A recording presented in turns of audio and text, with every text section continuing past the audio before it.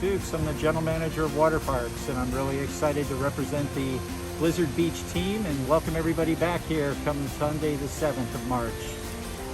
So what we've really tried to do is make it as simple as possible for our guests, and we're tightly aligned with the policies in theme parks and in resorts. But there are some subtle changes, especially around the mask policy. There are areas in the water where you won't be expected to wear a mask. In fact, we really are saying no masks in the water or on the slides, and that's for your safety. That's aligned with our partners at the CDC and the Water Parks Association. So we want you to come out and enjoy the parks. We want you to be safe. There are areas throughout the water park where you'll be expected and required to wear a mask, but like I said earlier, on the attractions or in the water, you will not be wearing masks.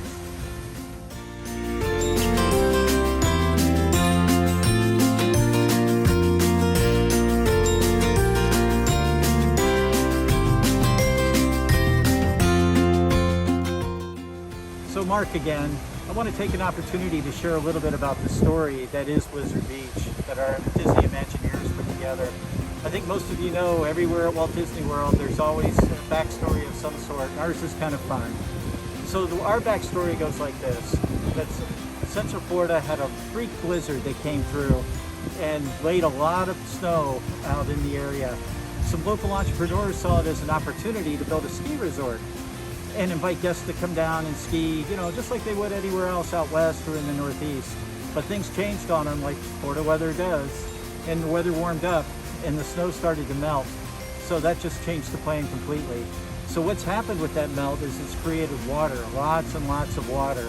So as you're walking through the park, you'll be able to see that story in the music, in the architecture, and some of the really cute things that are going on. The Gator House on the lazy river, the ski jump right over here with Summit Plummet, and it doesn't end there, but if you look over in the village area, you'll see ski tracks coming down off of the building, and then look at the merchandise shop at the beach house and you'll see where the gator has crashed through the wall.